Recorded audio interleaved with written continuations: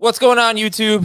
Thank you for tuning in to Fantasy Football Today. Today, we're going to look at some observations after 12 weeks, what we've seen, the trends at each position, and how it compares to previous seasons, those types of things. And also, who can you trust down the stretch? And the Thursday night game preview is going to be a doozy. So thank you so much for being here. As always, hit that subscribe button, hit like on the video. Do it right now. What are you doing? Hit like right now. And then we'll get the amount of likes that we need. And let's rock and roll here on Fantasy Football Today. We've got a lot of Ezekiel Elliott questions, and I don't blame you people. Can you trust him against the best run defense in football this Thursday night? How about Alvin Kamara if he plays? What are we going to do about the running backs in this game? What are we going to do about the wide receivers in this game? I think we're going to have a lot of fun taking a look at Dallas at New Orleans. Meanwhile, who can you trust down the stretch? How does the Tampa Bay passing game breakdown? Same thing with the Dallas passing game now that everybody's getting healthy. What about Aaron Jones and A.J. Dillon? What about James Conner? It's been a while since we've seen him with Chase Edmonds and Kyler Murray. So we'll take a look at some of those players. And the big news, it is December. It is no longer Movember. And Heath is more or less clean-shaven. Hello, clean-shaven Heath. Yeah, I've got a little bit of, it's weird because I actually have more hair on my cheeks and my chin than than I do in my mustache area. But, it's now playoff beard season. So FFPC playoffs start this week. So the beard will be growing until, honestly, probably until they ask me to do an HQ appearance in January or February, because I can get by now with growing the beard through the end of the football season. And I don't shave very often in the off season unless they've asked me to come on camera. So that might not shave my beard for the next 3 months. I don't know that I like you clean shaven, Heath. I don't know why you have to be such a mountain man, you know? I just like there's different seasons, and this is this is Florida playoff. Exactly. It's the only time of year where you could comfortably have one. 2 nights ago, we had to close our windows because it was too cold to leave the windows open overnight. I know. I hear you, man. I had to wear a light jacket on my way into work the other day. It's in the 60s. It's so cold. I'm like, be quiet. All right. Anyway, you're the one who moved, kid. Yeah, I know. I'm sorry. He's the kid. He's the one with the kid face now. I think that hopefully that'll always be me. All right, let's get to the show here. First, we'll start with the news and notes. And yeah, we'll take kind of I don't know if I teased what we're talking about today in terms of the observations after 12 weeks. I think I did that on the YouTube intro, but not the podcast intro. Yeah, I just kind of looked at some of the positions. I didn't look at quarterback, but running back, wide receiver, and tight end, some of the trends that we've seen in the first 12 weeks of the season, how it compares to other years, and I get your takes on it and all those things. All right, Amari Cooper and Ced Wilson missed practice. Dave, at this point, are you ranking Amari Cooper? We did rank Cooper. I think that there's a real good chance that we're going to have to pull him out, just because if he doesn't practice by Wednesday, then there's probably little to no chance that he's going to play on Thursday against the Saints. It's one we're watching. If he's out, that's great for Dalton Schultz. It's obviously great for Michael Gallup as well. If he's in, it's really going to downgrade Gallup some and Schultz some, and it'll be the full complement of weapons for the Cowboys offense if he's there. The Saints did not commit to Taysom Hill starting just yet. You think that would happen. He was taking the first team reps, but they didn't say he's the starter. It's like they don't want to. It might be. They let him compete for the quarterback job in August. He didn't get it. Easy to hide him at that point. And then when Jameis got hurt, they didn't go to him. They went to Trevor Siemian for 4 straight losses. And now they feel like they have no choice but to go to Taysom Hill, and they're still not ready to commit to him. They've every time, from my recollection, every time they've had a question at quarterback, when Drew Brees was hurt last year, the beginning of this year, when Jameis went down, they have taken as long as possible. I think Sean Payton believes it's a competitive advantage for the other team to not know whether Taysom Hill is the starting quarterback or not. And it's a completely stylistically different thing.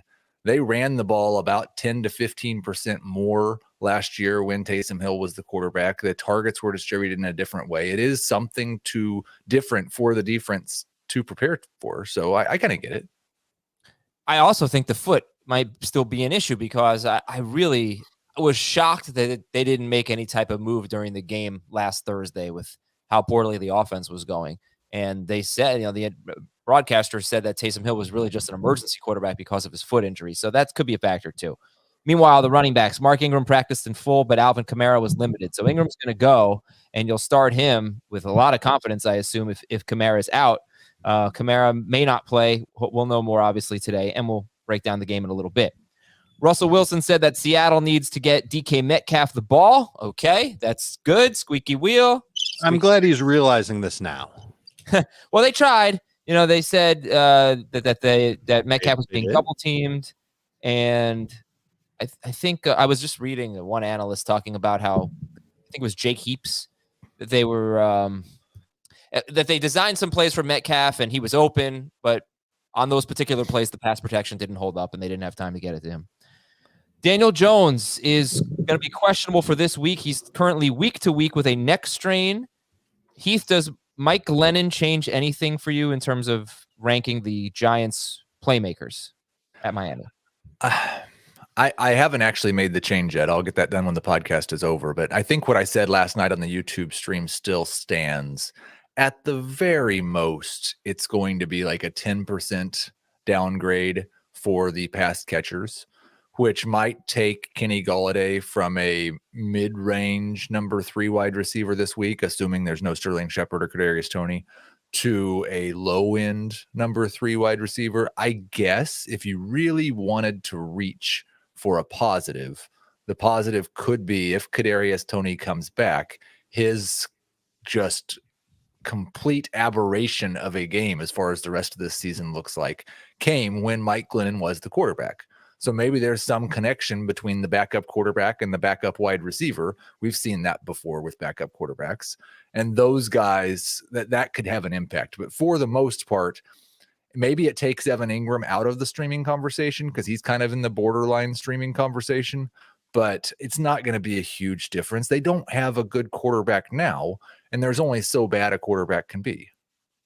All right, let's fly through the rest of these notes here so we can get to the big topics for today. Mike Tomlin says he's going to make some changes after getting whipped last week. Seems like a lot play music in practice. That's what Chase. That'll do it. That'll lead to some wins. And he seems like these changes, the personnel and the alignments and stuff, could be on defense mostly. But we'll see what Pittsburgh does coming out of that whipping in a very tight AFC North. Okay, Buffalo's getting some good news. Defensive tackle star Latulele, right tackle Spencer Brown, they're coming off the reserve COVID list, and offensive guard John Feliciano practiced ahead of this game against New England.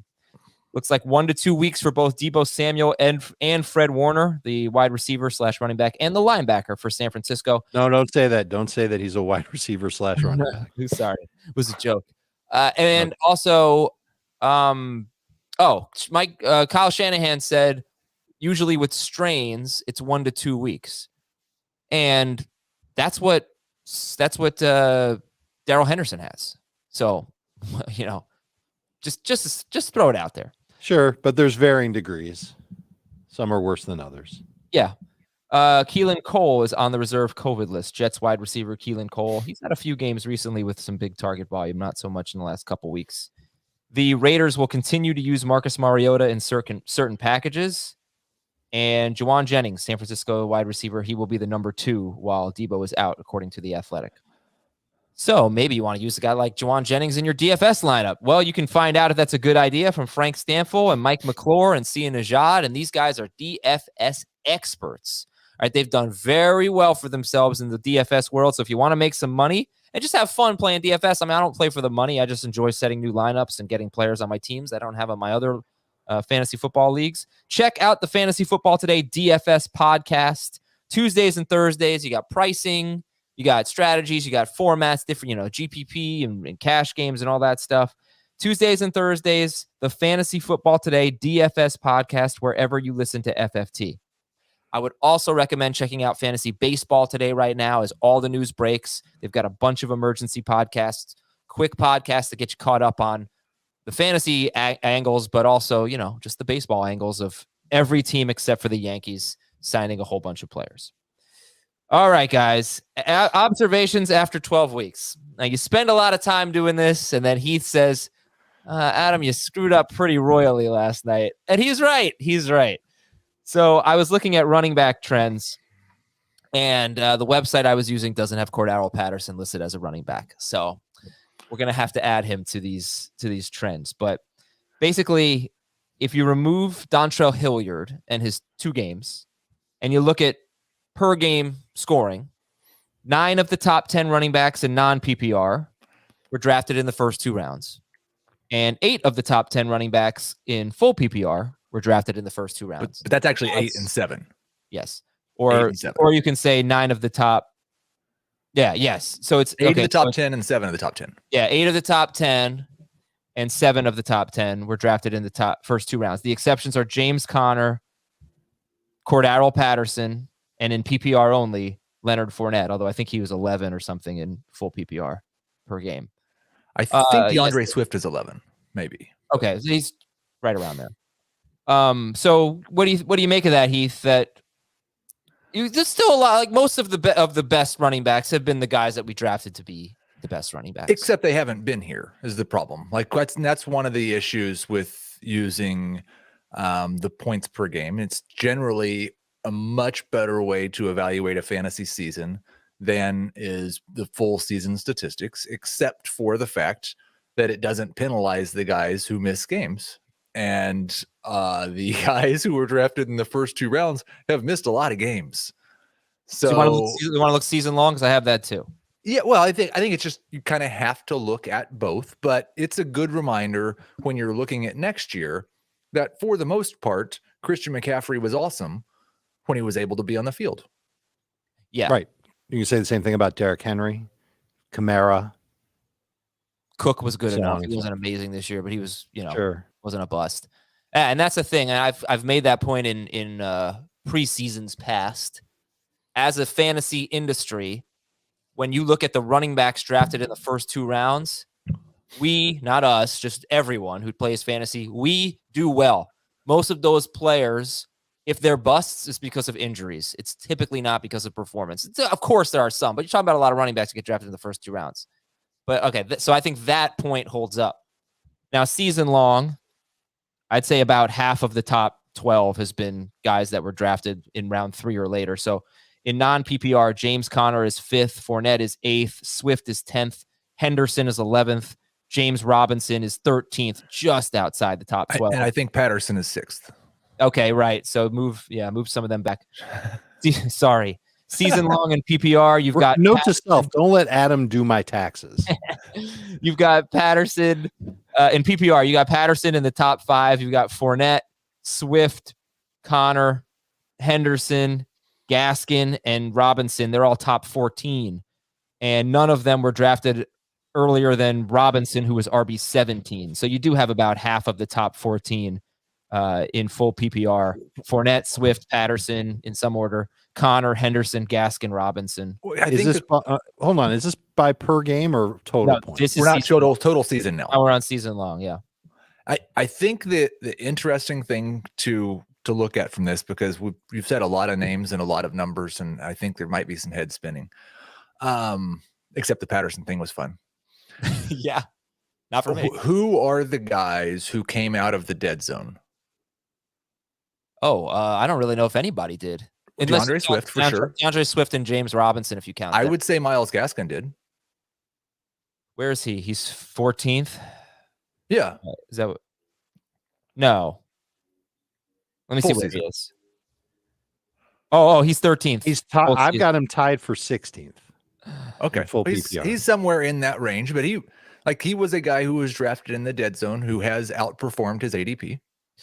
It's so annoying to say that, but I think for the most part, it was the younger guys who catch passes. And so one thing we might try to do when talking about the dead zone next year is really focus on avoiding the guys who are over 25 or 26 years old, or the guys who we don't think are going to catch a lot of passes. Those guys in the dead zone did not, Mike Davis, fare particularly well. You want to look at the dead zone here? So dead zone starts where? late round That's 3? yeah, wherever we decide it does on a given year. Not we, I'm not part of that in group, but whenever it is decided, I think Ben Gretsch decides. I think he Okay. like comes out with a big hat on and slams a gavel and says And hot dog. RB16. RB16 is perfect. Okay, here's what RB16 was in full PPR. Let me make sure I'm on full PPR here. Yeah. It was Chris Carson, then James Robinson. This is 32 overall. Robinson doesn't count. You did a gigantic asterisk on him. I don't know, because I feel like that's where he basically ended up, don't you? Around 33rd overall? Right, but he ended up there after obviously the ETN injury. Remember, we were taking him in round 6. Like he was like out of the dead. He was at the other side of the dead zone. I think the dead zone goes through like our round 7. Yeah, so I think that this is Okay, well then in that case he's in there. Okay, he's in. James Robinson was. Young back who caught a bunch of passes. He's a win. Josh Jacobs. He's turned out to be okay. Arguable win if he could just stay healthy. It is arguable. DeAndre Swift. 13 PPR points per game. He's up there. Swift is a crush. Miles Sanders. See, I don't know if Swift was in the dead zone though. He was 100%. He was because of his injury, because he was banged up, right? All right, if you say so. Season. Yeah, he was legitimately going in the 4th round. Miles Sanders. There were actually multiple articles written that DeAndre Swift is the dead zone running back who is going to be good. Oh yeah, Heath was victory lapping all over the place last night, so I'm just expecting a continuation of that today. Miles Gaskin was next. That was it's like pretty fun. Later, yeah, I'll bet it. I'd love to know. I'd love to know. Then we have Mike. You know, the dead zone really wasn't that bad. Mike Davis, Kareem Hunt, Darrell Henderson, Javonte Williams, Chase Edmonds, Gus Edwards, Raheem Mostert. Yeah, not that bad at all.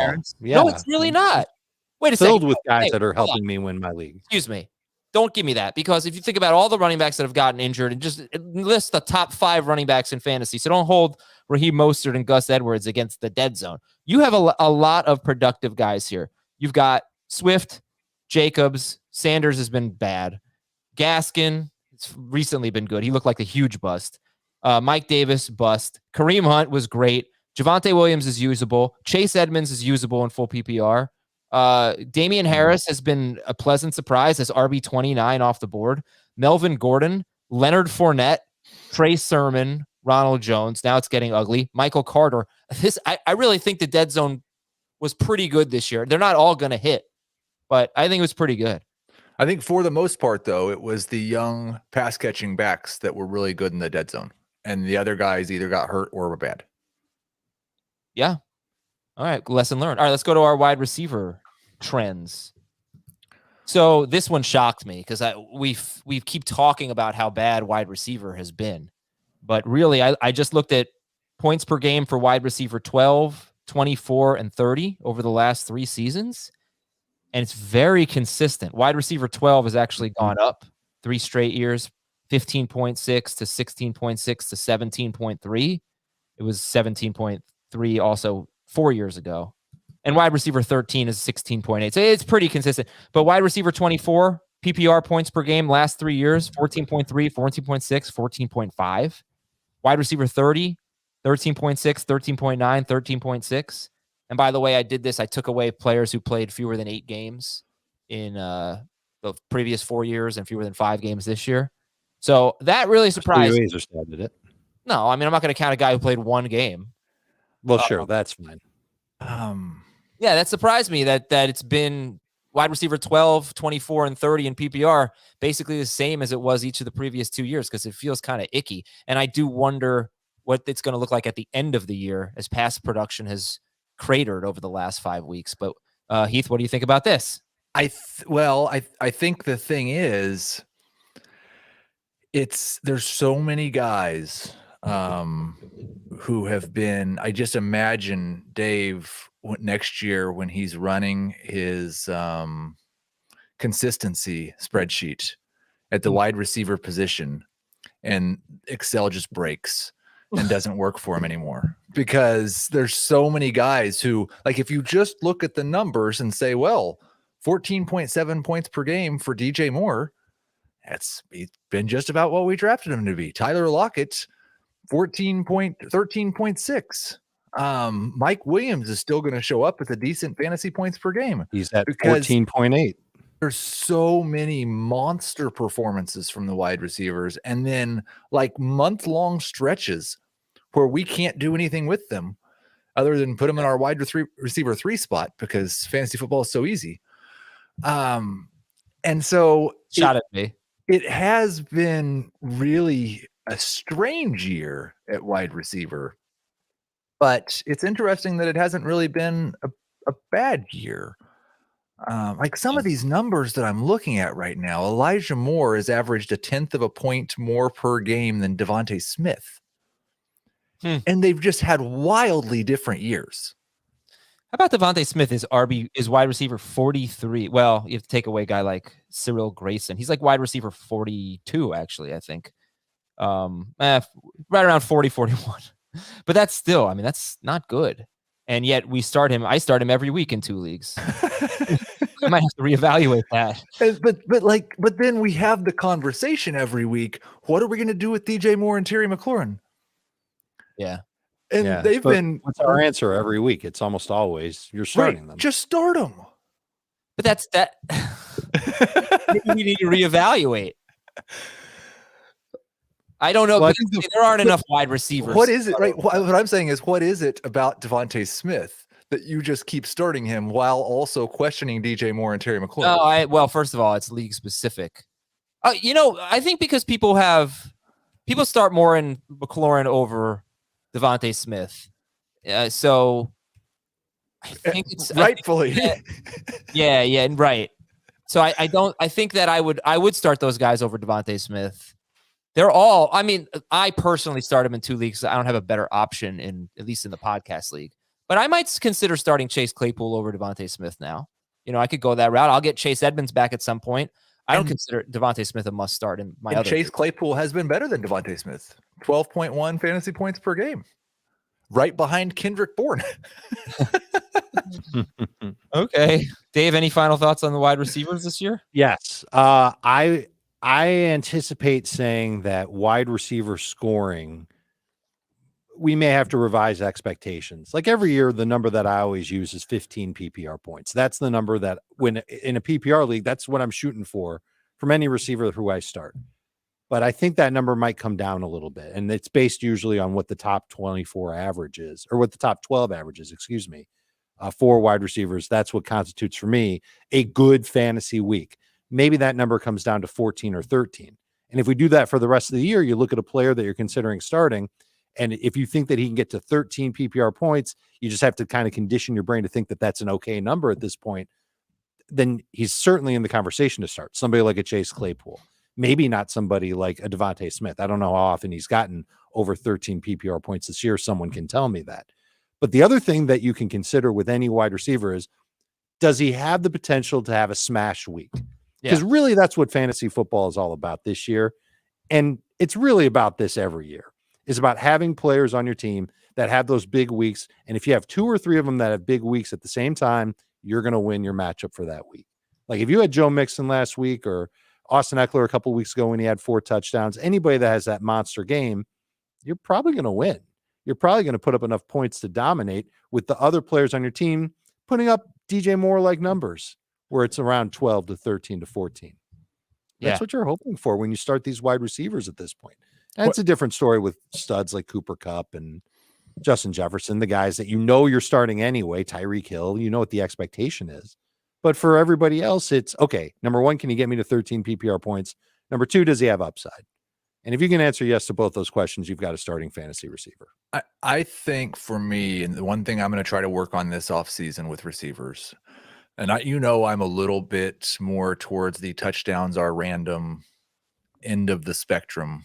I think it's most true at this position, partially because a lot of these guys are going to finish between 6 and 10 touchdowns.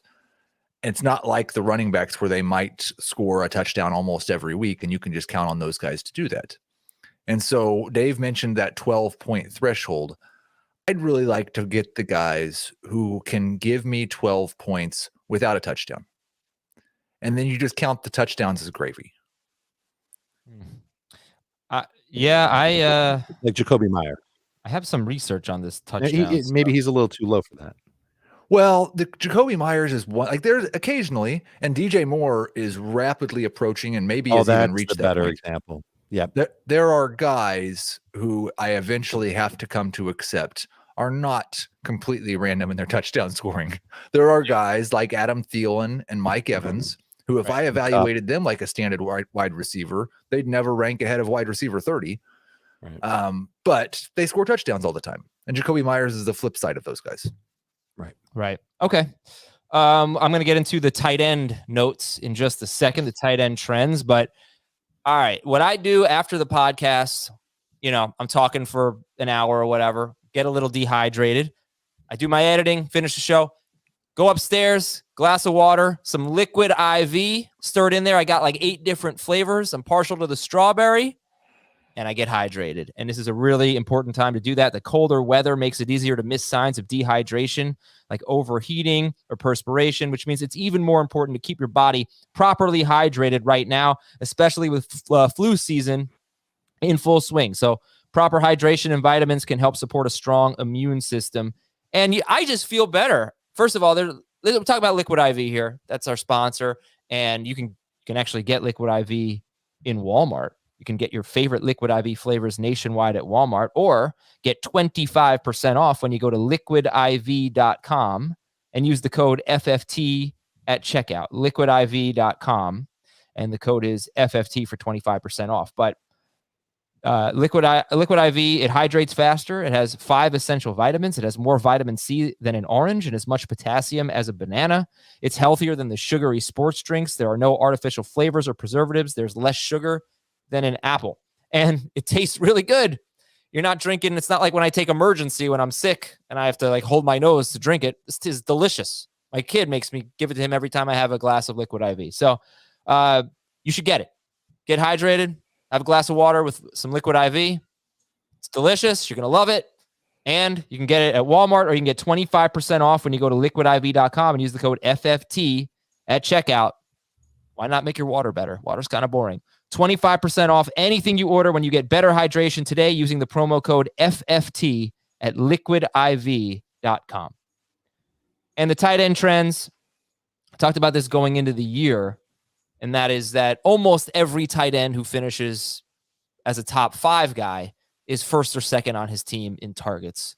And that is the case again this year with Kelsey, Mark Andrews, Darren Waller, TJ Hawkinson, and Dalton Schultz is currently in PPR number 5. He is 1 target ahead of Amari Cooper.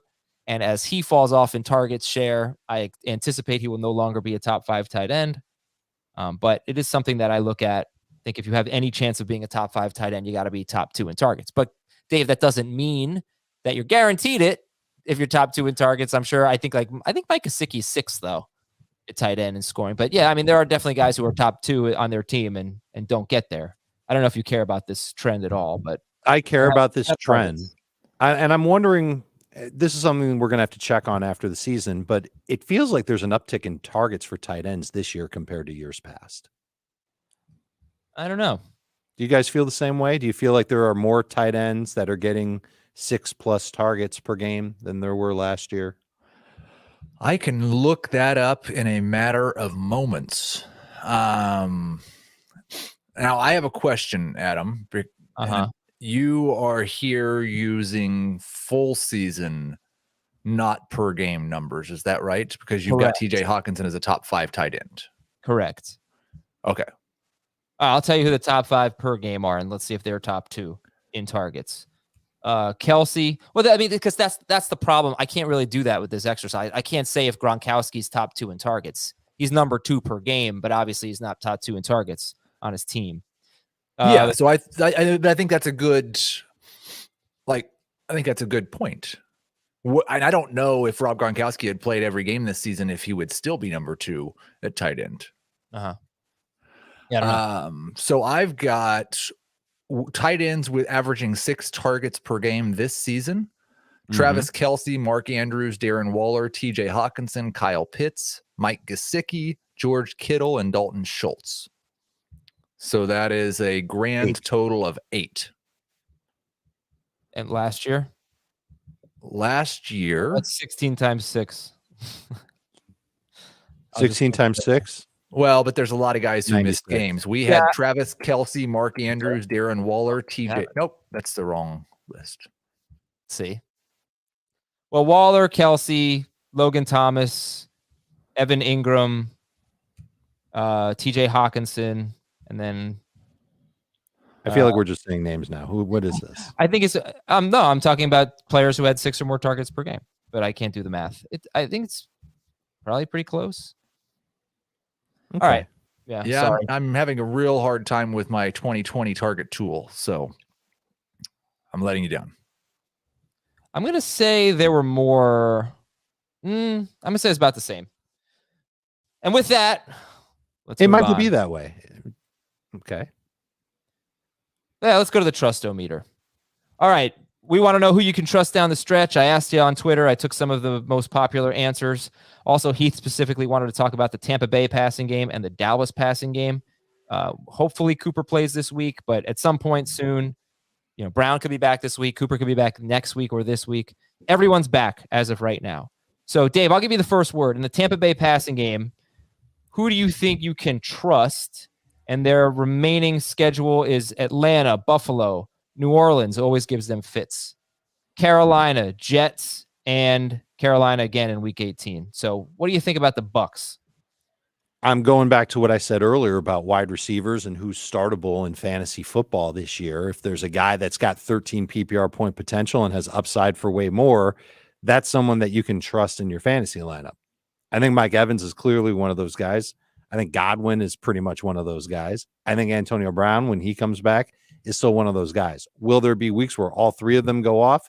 Maybe one, but most weeks 1 or 2 of them will have a good game, and that's why you're starting all 3, because they've got the upside and they've got potential to have a modest game on top of it. I don't know how many games these 3 receivers will have remaining where they have 4 catches for 40 yards and that's it, and they leave you with a real booger.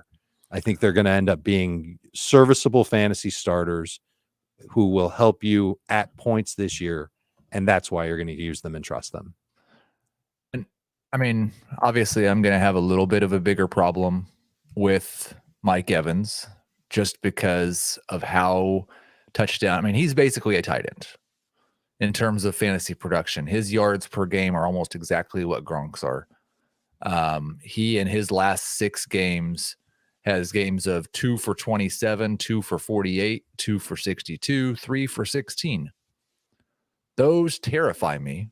Now, he scored touchdowns in 3 of those games, 2 of those games, and so he was okay. And in 2 of those games, he was a complete disaster. I think you've got a real risk in your fantasy playoffs that Mike Evans is going to lay one of those eggs. So if Elijah Moore is your other receiver, how many of those games are you going to start more ahead of Mike Evans? I mean, in the fantasy playoffs, that answer is probably going to be determined by the next week or 2. Because week 15 is against New Orleans, and and that is never good for Mike Evans. He's just terrible against New Orleans. Fine. So that's one game where I'll feel some confidence in sitting Mike Evans. Well, what about week 14? That might be the game. I don't know who Elijah Moore plays in week 15 or who his quarterback will be in week 15, but just as an example, I can't say with certainty that I'm going to start more ahead of Evans that game. There's a trend to keep an eye on here too, and it's happening league wide. We did a really interesting discussion on this on Monday's show. Chris Towers has documented it nicely. ADOT is just down. Teams are throwing downfield, and if you look at Chris Godwin's ADOT over the last 4 games, it's like around 5 yards. It's crazy. But Evans also, his ADOT is lower, and so he's not getting the home run play as much. So if that continues, then that really could impact him. So doesn't this tie into the whole notion that teams are playing more cover 2, cover 3, the softer zone coverage, daring offenses to run the football, making them go dink and dunk downfield, taking away these explosive passing offenses that the NFL tried to get going and did get going for a long time, and now they're not. And so it's, the pendulum swinging in the other direction and this is why I think running back production might be up this year, because they're getting more work. The defenses are easier to run against, and receivers are seeing shorter passes thrown to them because of the way that defenses are dictating how they play. Yeah. Yeah, and it really is very fascinating what's going on here. Hopefully, I mean, it's kind of boring, so I hope it's just a 5-week blip, but it's an interesting trend. Check out the Monday podcast if you want to hear about it. All right, to sum it up here, who's your favorite Bucs wide receiver starting right now? I think by default, it's either Godwin or Evans by default, because we just can't say for sure that Brown's coming back this week. It sounds like he's coming back. Sorry. So then whenever Brown gets back, when they're all three healthy. Who's going to be my favorite? Who would be the one that I would start every week? No, because you might start all of them every week. Who's the one you're going to rank the highest? It'll be Evans, except for the week against New Orleans. That week it'll be Godwin unless Brown starts to pop off again. It might be Brown. It's Godwin for me until Brown shows that he's 100%, and then it's probably Brown. Okay. The Dallas passing game. So easier. Yeah. All right. Heath, I'll let you start. What's your take here on the Dallas passing game? Their schedule rest of season at New Orleans, at Washington, at the Giants, then Washington, Arizona, at Philadelphia in week 18. I think it's going to be, I hope it's going to be easier. You're starting CeeDee Lamb. I'm most likely, when he's 100%, going to start Amari Cooper. I'm probably not going to start Michael Gallup as anything more than a boom or bust flex option. The one who is difficult, and we just don't know yet, is Dalton Schultz, because I do know that the fact that they've been shorthanded this year has definitely given Dalton Schultz a boost. But I also know that each of the past 2 seasons, the Cowboys have had a borderline top 12 tight end at the end of the year. One year it was Jason Witten. Last year it was Dalton Schultz.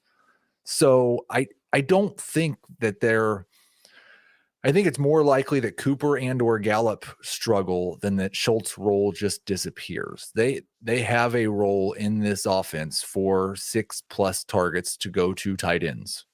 And I don't think that's going to change just because all the wide receivers are healthy. Dave, what do you think? Is this easy? Yeah, it's easy for me. Lamb's the guy. Lamb is the one that Dak Prescott loves. That's been really proven over the last month or so, I'd say. And I mean, he's throwing to Lamb even when he's covered. So I think Lamb's going to be the one that leads them in targets from here on out. He's the must start of the group. Cooper has only had 2 games north of 15 PPR fantasy points this year. So I hesitate to say that he's a slam dunk as a number 2 fantasy receiver. But if we're going to use this strategy that I talked about, where there's a floor or, a 13-point margin that we're looking for, like, I think he can hit that the majority of the time. But there will be more receivers that you'll compare to him and say, all right, maybe I'll sit Cooper for this guy or that guy compared to somebody on Tampa Bay. Gallup, to me, I agree with Heath. Like, it would surprise me if people are cutting him by the time we get to the fantasy playoffs, because how many bench receivers do you really need when you get to that point of the year? And Schultz has not been a high target volume tight end when the other wide receivers are healthy, when all 3 receivers, I should say, are healthy in Dallas. That was proven in the small sample size here because they haven't all been healthy at the same time. But first half of week 1, the first game when Gallup came back, we really saw Dalton Schultz's target rate share just completely collapse. And he can still finish as a top 12 fantasy tight end if his numbers dip in the last month of the season. Right now, I think he's like 8th in PPR. That first half of week 1, though, that's back when we and the Cowboys, neither one seemed to know who their number 1 tight end was, right? Weren't there like 2 or 3 targets in that first half for Blake Jarwin? They were kind of splitting things between Schultz and Jarwin. You might be right about that. But then in the second half, once Gallup was out, it was Schultz rather who really started to step up. Look, even in the game recently, more recently, when all 3 receivers were healthy, Schultz had an end zone target. He had a ball that could have very easily been caught for a touchdown. Yeah. That would have at least helped him out a little bit more. But I'm just looking strictly at target volume. And I think that he gets overlooked when all the other receivers are healthy. Of course, there's going to be a game or two once all 3 receivers are healthy where he scores or he picks up 5 targets and turns it into 10 PPR points. But I'm going to be less interested in starting him when Cooper is 100% back. I mean, Cooper, you just look at Cooper's game logs. He is not justifying must start status but he does have that big upside that you talked about, Dave, where he could help you win a week big time. But yeah, it's only 2 games with more than 70 yards this season. One of them was actually without Dak Prescott. And this week we'll get your thoughts on it, but I might be a little concerned because, I've heard players talk about the fatigue they have when they come back from COVID. So like Rodgers, for example, was the latest, and he's missed a lot of time. Okay. And Cooper's still not like all the way back yet. Right. There's been reports that he's still coughing and all that stuff. Yeah. I don't know what having a cough means, but it does mean that that he's still on the reserve COVID list, that he can't do all the things that he wants to do right now. All right. Third one here from Heath.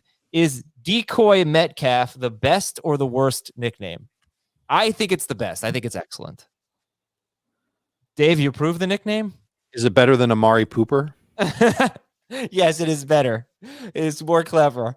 Decoy Metcalf. Do you guys trust? Well, let's go fast here, guys, so we have time to preview the game and do some fantasy cops. Do you trust DK Metcalf down the stretch?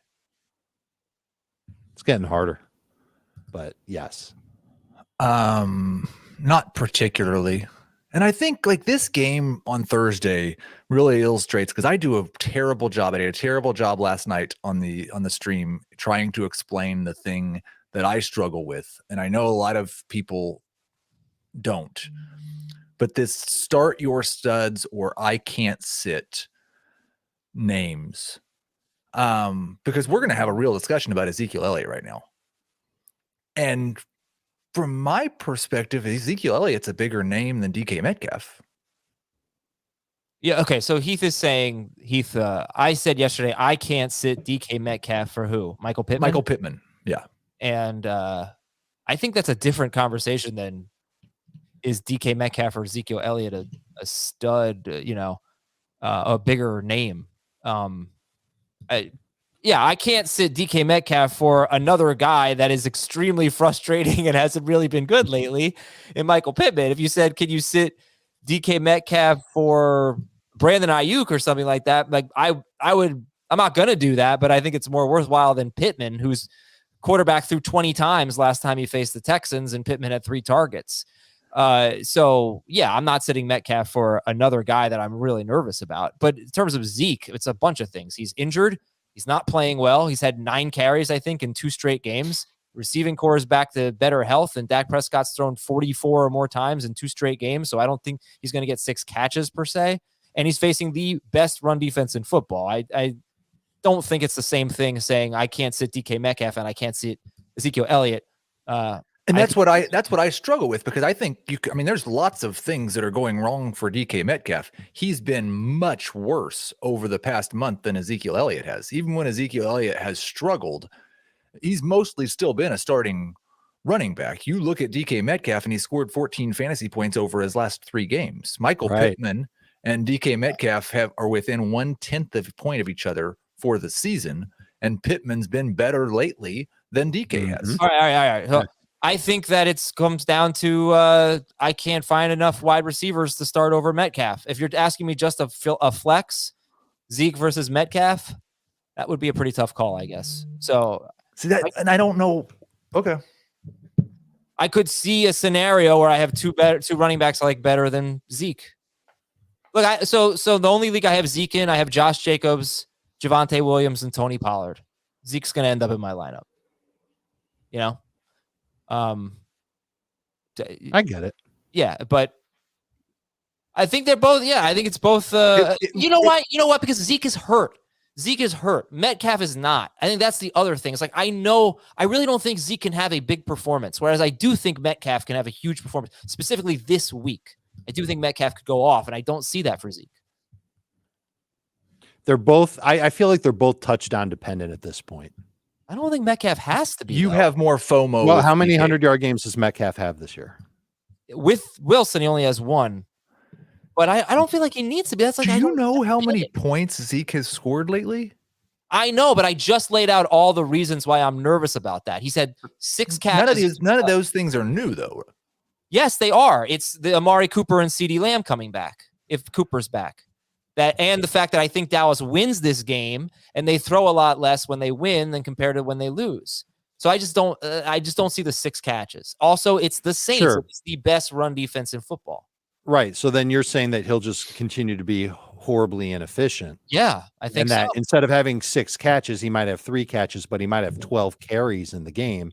But that's worse for him because he's not going to average very many yards per carry compared to yards per catch. He better score you that touchdown. This is the which worst puts him in that number 2 running back range of his career. This is the worst 6-game stretch of his career. Well, he's hurt. He's playing hurt. I know. He's clearly losing playing time to Pollard. Pollard's played at least 40% of the snaps 2 of the last 3 games. One of those games was against Atlanta. It was a total blowout. Last week, a much closer game against Las Vegas, and he still had that work. So I think that the coaching staff is seeing what we're all seeing, which is Pollard is more explosive, and the stats bear it out. He's better after contact. He's got more explosive plays. Zeke has 0 explosive plays over the last 3 games. So I'm pretty much convinced that Zeke is a touchdown needy running back who at least will get more work than Pollard, which is why I'm willing to start him ahead of Pollard. It's when you match him up to somebody like Metcalf, I see Metcalf as 7+ targets, even though last week it was terrible. But the fact that they're talking, we got to give him the ball more, et cetera, I think they will. And 100-yard game this year. And that includes a game where he played against New Orleans and he had a big catch and run for a touchdown. Like I think that Metcalf qualifies as a touchdown needy receiver at this point. But I think he's got the chance of getting more yards than Zeke. So I'm starting Metcalf ahead of Zeke this week in full PPR. And I just want to clarify, because all the Zeke stuff you said, I agree with. I have him like 19th at running back. I would start Myles Gaskin and Elijah Mitchell and Jamal Williams, and we've hit the apocalypse if we're doing all that. All these running backs I would start over Zeke. I'm not trying to stand for Zeke so much. What I'm trying to get to the bottom of, and I've apparently still done a bad job of it, is that there are some guys who, like all those things you said about Zeke, I agree with. I think you can make a similar case against big name players like DK Metcalf this week, but on a regular basis. And a lot of the time, the response I get is start your studs. You can't sit that guy. Yeah, I don't agree with that blanket philosophy. And I think also what makes DK Metcalf a stud is partially Russell Wilson. So there's no way that I still think that DK Metcalf is the same player, because I don't think Russell Wilson is the same player. And this offense is terrible. They have no running game. They're the worst 3rd down team. They have the ball for about 24 minutes a game. I don't think Metcalf is... You're just worried that he's going to have a big game on your bench. Yeah, he's 1 play away from that. I guess he's kind of like Tyler Lockett, and they just said they need to get him more involved. And I don't, I wouldn't have him, I don't do rankings. He would not be a top 12 wide receiver. I don't know where he'd fall this week. He's not. But not for me. No, I think we're on the same page. I mean, you have to downgrade DK Metcalf, but especially in a 3 receiver league, I can't imagine that. So would you still start Metcalf over Lockett? I would not. Yeah, I would. He's got more targets. I think I would. They got to get him going. I think they're really going to make a conscious effort to do it. Sure, but as bad of a passer as Russell Wilson's been over the last 3 weeks, Lockett's had some good numbers. Certainly better than DK Metcalf's. I think the difference can't be all bad. This could be wrong, but Tyler Lockett, he could have had 2 touchdowns in that game last week. Tyler Lockett finds himself 20 yards away from any other defender. Mm-hmm. There's not any plays that I can recall where DK Metcalf has running down the field and there's just no defenders within 20 yards of him. I think that's because there's always 2 defenders within 10 yards. That could be I don't think so. Entirely, or you could be selling Tyler Lockett a little bit short. Oh, I love I mean, Lockett's great, but they said that he was being double teamed a lot. And I bet you could probably look that up, Dave. You can look up anything on True Media. You're the king of that. I think Metcalf's getting a ton. If you look at the touchdown that Gerald Everett caught, DK Metcalf's got 2 guys draped all over him, and Everett runs underneath that basically, and he's got 1-on-1.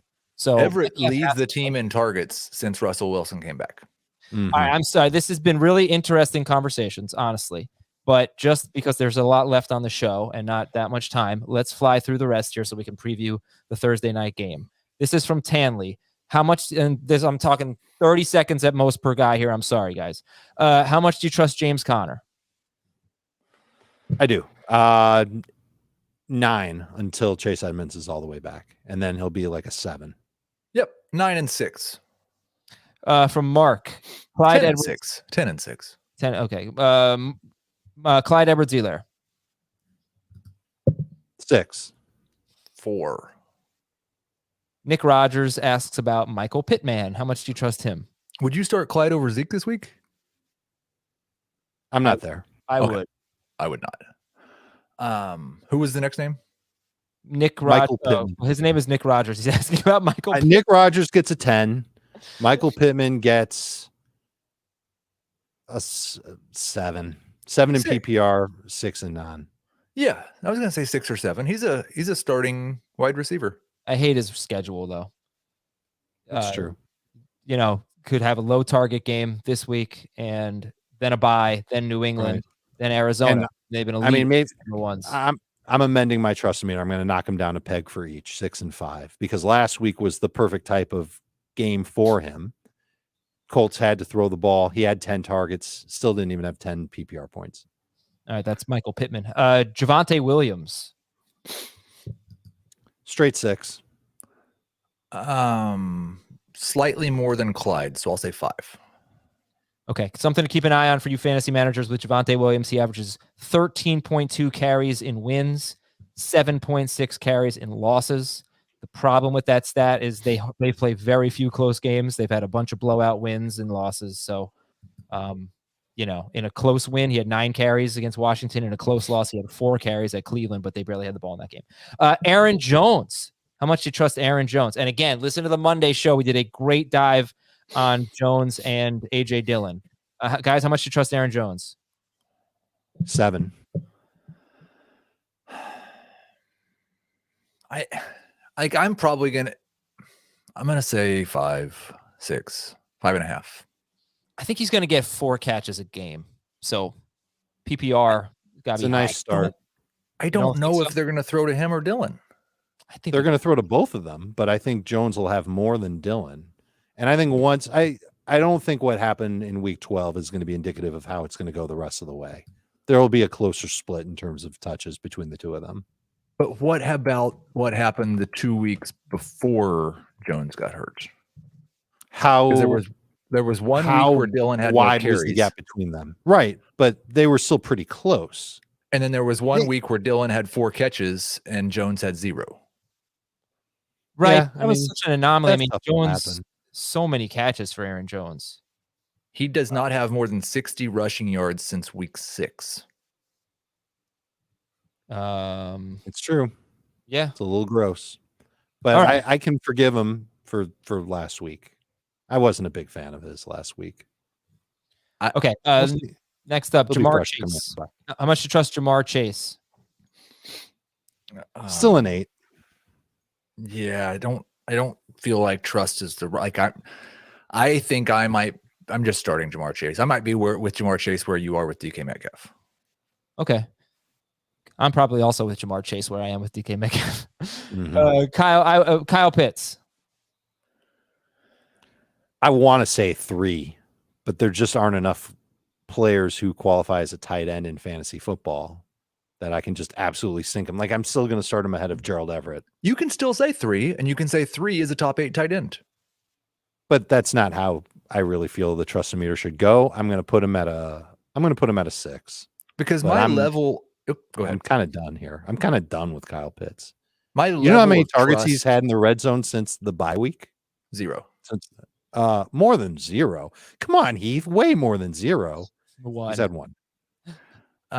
Yeah, my trust level on Foster Moreau and Logan Thomas and Mike Gesicki and Dawson Knox, like my trust level on those guys is not better than 3. And so I'm going to continue to start Kyle Pitts, but he's a 3 for me.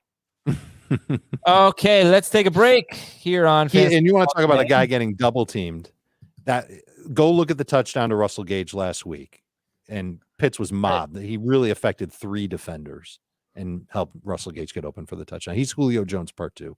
That's how you Electric get one Boogaloo. red zone target. All right, let's take a break here. And when we come back, we'll finish off with Dallas and New Orleans. If we have time, we'll get to fantasy cops. I shouldn't even tease that because I don't know if that will have time. I don't know if we'll have enough time.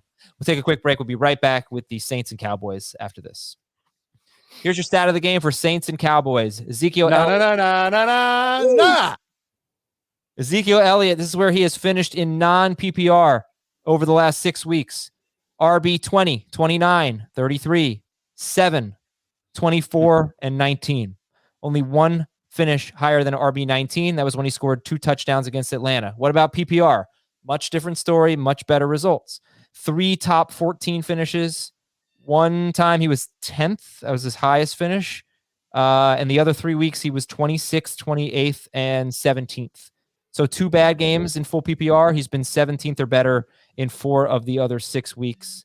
So that's something to, bank on with Zeke.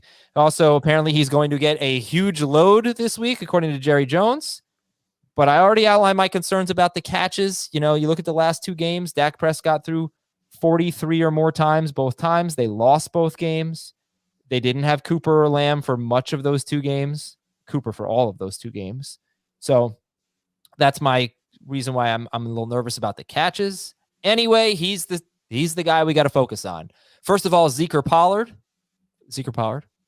Zeke. Okay. And Zeke, where did you end up ranking him? I think Heath said about 18th. Dave, what about you with Zeke?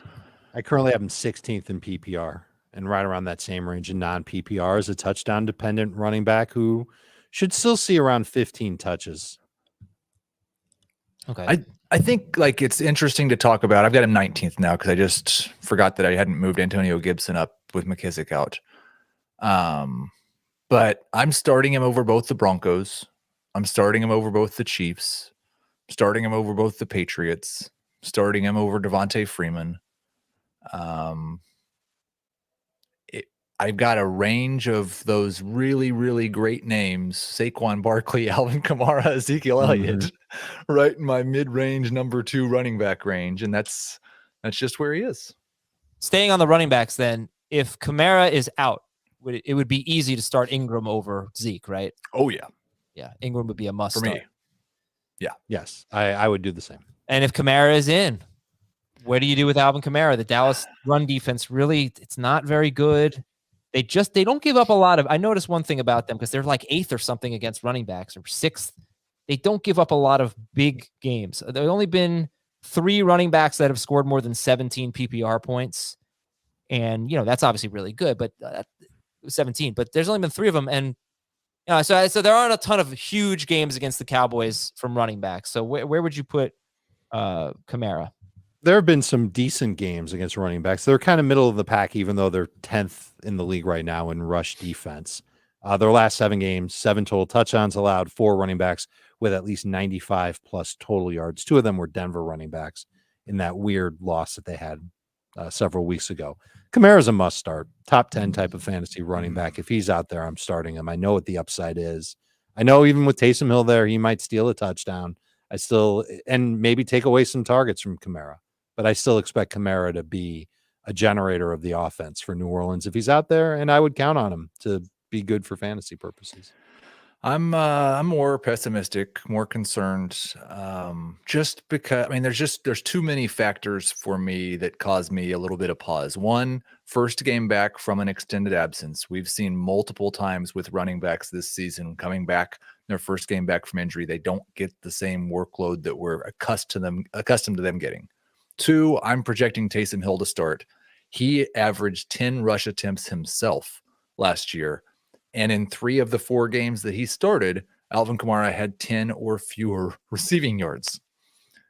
That gives me cause. The third one is the Mark Ingram factor.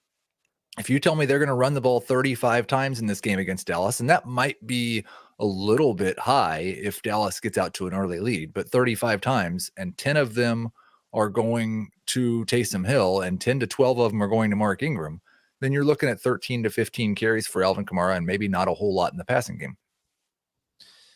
Yeah, obviously the production with Taysom Hill was concerning. He did have a rushing touchdown in 3 of those 4 games, but the catches were so low except for 1 game. That was against Philadelphia, and that was the only game they lost.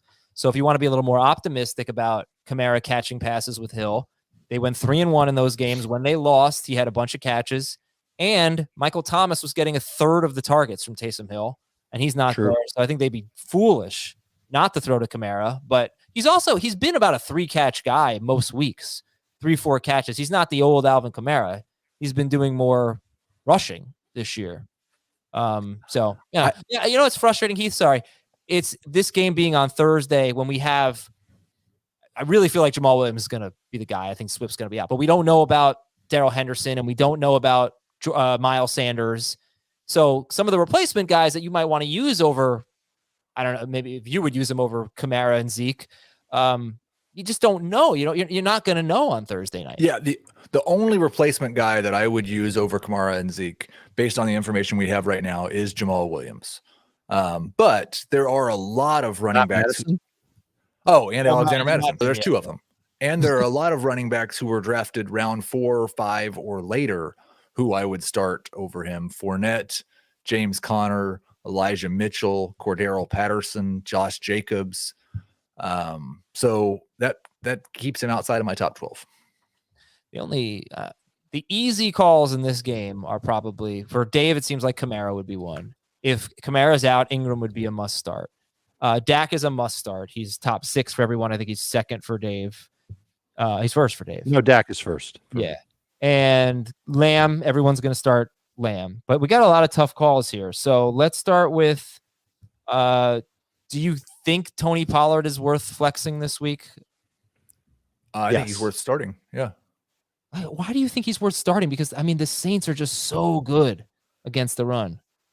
And he's usually a guy, if you're lucky to get 10, you get about 9-10 PPR points out of Pollard most weeks. He's only got one game with more than 10 PPR points. You know why? Because he only has 1 touchdown this year. He doesn't get the touchdowns, which is obviously a problem. But if he's going to continue working on, yeah.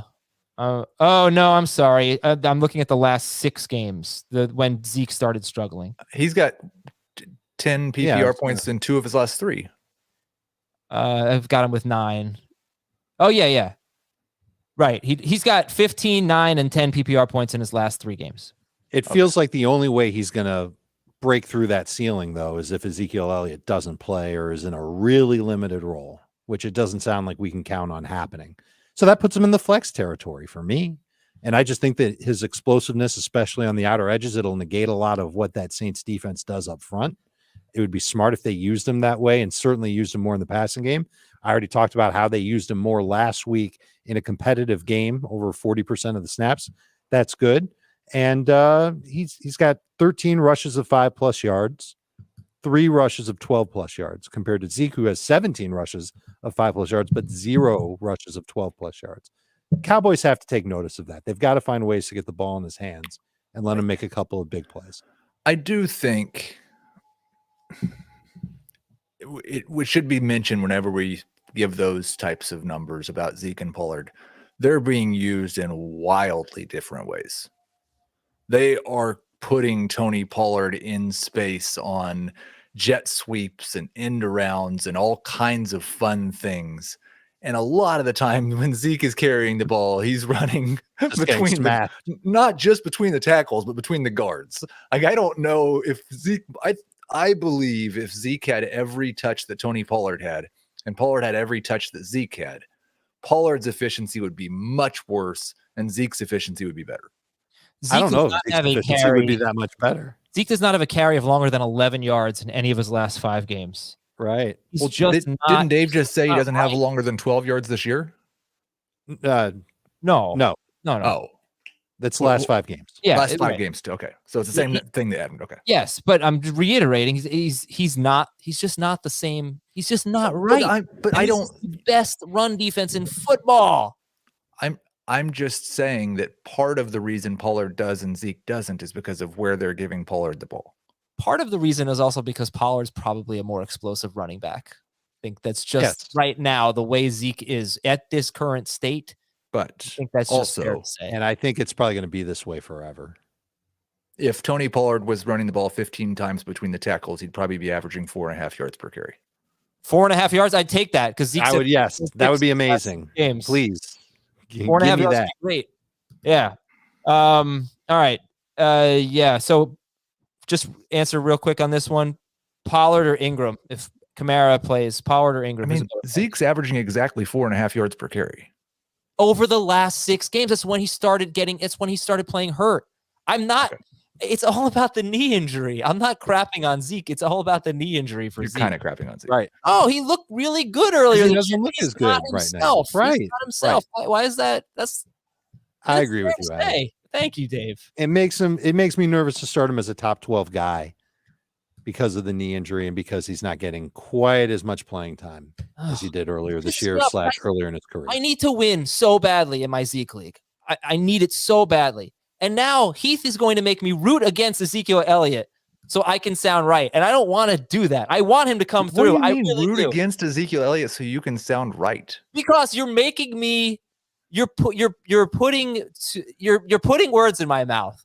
I didn't put any words in your mouth. That Zeke is playing hurt, and like now I feel like if Zeke has a good game, I'm going to look so stupid, and I don't want. Well, how does he have a good game? He has to score. He has to score twice. I think he's got to score twice. He's not going to tear through this defense, or he could. He could have a good game in the same way he had a good game against the Patriots.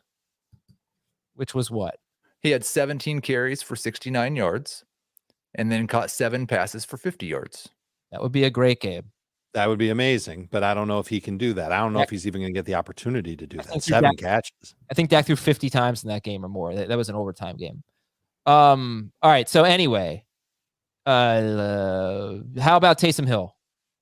Well, how about Dalton? Well, you asked us who we like better between Pollard and Ingram, assuming Kamara is active. I would take Pollard over Ingram.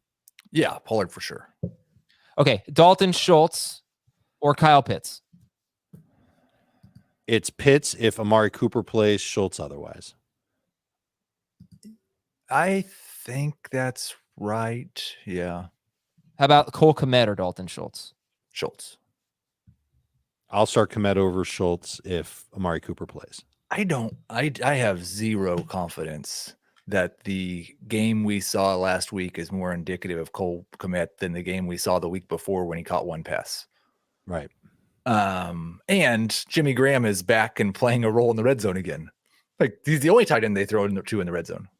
It almost feels like he got lucky with Kmet last week. Like really, really lucky if you started him. I think Justin Fields might be a determining factor too here because I think Dalton would throw more passes than Fields. Probably for more yards. Taysom Hill, start or sit? I would sit him. I'm nervous about the Saints' desire to use him. I'm nervous about the foot injury. I'm concerned about how he'll be as a passer without Michael Thomas there. You mentioned it earlier in the show, Adam, that Thomas caught 30% of the throws or not. He saw 30% of the targets. Yeah, 32% or something, right? Yeah, I mean, it's huge. And so he's not there. This team's identity is running the football anyway. And Hill isn't a very good passer. He doesn't throw with a lot of velocity. I would be very hesitant to use him this week. It's not to say that you should feel bad for picking him up. This should be a game where you pick him up and you wait and see whether or not you can use him the rest of the year. I mostly agree. The one that I'm really struggling with, and you may just have to check the rankings on Thursday afternoon because I'm not sure I can decide before then. The one I'm really struggling with is Russ. I would start Taysom Hill over Tua. I've currently got him ahead of Burrow. I would start him over any of the other streamers. He's my favorite streamer, but I'd still start Cousins Carr over him as well. So he's kind of in that middling range. Okay. Would you start Derek? You said you start Carr and Cousins over him. Okay. Dave, how about you? Carr or I would start Carr, Cousins, Burrow, Heineke, Matt Ryan, Tua, all ahead of Taysom Hill.